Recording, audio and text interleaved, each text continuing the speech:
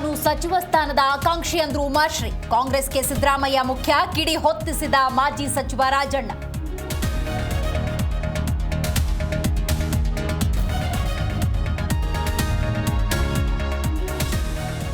ಸಂಪುಟ ರಚನೆಯಾಯಿತು, ತಣಿಯದ ಆಕ್ರೋಶ.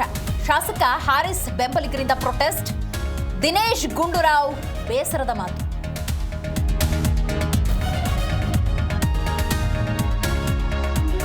ಯಲ್ಲಾಪುರದಲ್ಲಿ ಶಿವಣ್ಣ ಬೆಂಬಲಿಗರ ಪ್ರೊಟೆಸ್ಟ್. ಟೈರ್ಗೆ ಬೆಂಕಿ ಹಚ್ಚಿ ಘೋಷಣೆ.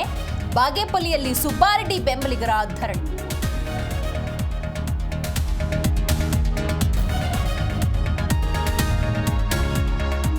ರಾತ್ರಿ ಸಿಎಂ ಜೊತೆ ಚರ್ಚೆ, ಬೆಳಗ್ಗೆ ಮಾವ ಕಾಗೋಡು ಬುದ್ಧಿವಾದ. ಬೇಳೂರು ಸೈಲೆಂಟ್, ಸಂಗಮೇಶ್ ಯಶವಂತರಾಯ ಕಿಡಿಕಿಡಿ.